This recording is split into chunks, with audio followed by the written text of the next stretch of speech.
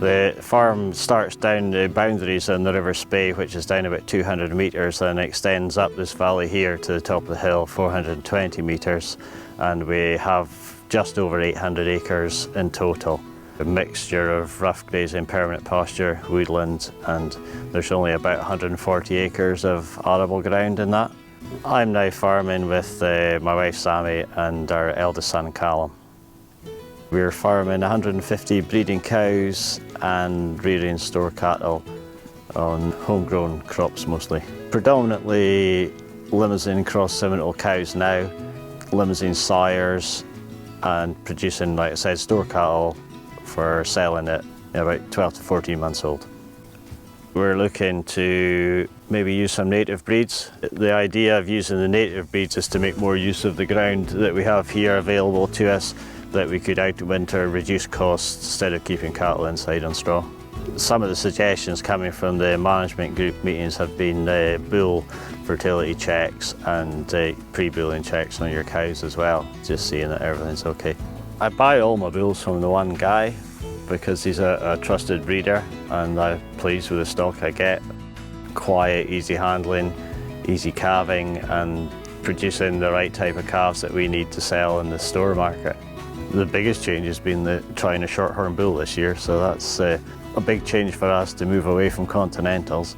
We're running a closed herd, so we're keeping the best of our own heifers as breeding replacements. Everything else is getting sold through Thainston. We're hoping to gain, in the time they're here, 1 kilo a day till they go, and selling about 440 kilos usually, or 400 for the heifers. There's a strong focus here on the environmental side of what we do, so everything has to kind of work in harmony with nature, and also if we can promote or improve the biodiversity that we have here already, then that's one of our main focuses as well. We were awarded the Nature Farm Award from Kilmacor National Park in 2017, which was part of our work with the dark border beauty moth, and we've working wader mown grassland behind us here, and also out on the hill. Those fields are managed as wader grazed grassland. So just try to promote the wading birds, which seem to have suffered in the last few years. We applied to be a monitored farm because I'd spoken to other people who had previously done it and found it a really positive experience. And I just feel that discussing what you're doing with other people is a great way of getting new ideas or bouncing new ideas off of them to change how you're thinking or how you're going to approach your farming. I think it's just a holistic approach to the whole farm. So obviously you want to be producing the best animals you can. You want to be producing them as efficiently as you can. And you want your farm to be thriving as well, improving your soils, improving your biodiversity. Part of what we have been looking at is small-scale forestry on this hill. But also we've done biodiversity audits and had other people looking at what we have here just to form a kind of baseline to see what we've got and what we can improve on. What excites me about it is just the fact that I love doing it, and there's no better feeling than getting a live calf out of a cow, the buzz, the hair stand up in the back of your neck, and that's the best thing about the job. I would definitely encourage other people to get involved in this programme. It's a fantastic experience.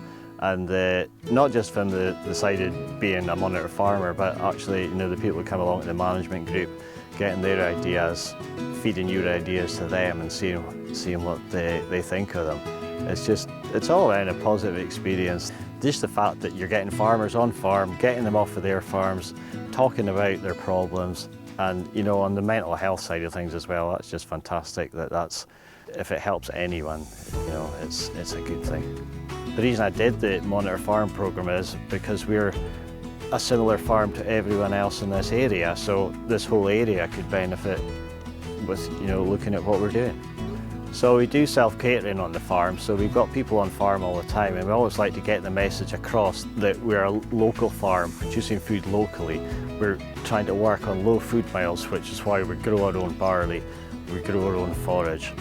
We use byproducts from distilleries which are only a few miles down the road, and all this is producing quality protein to feed people.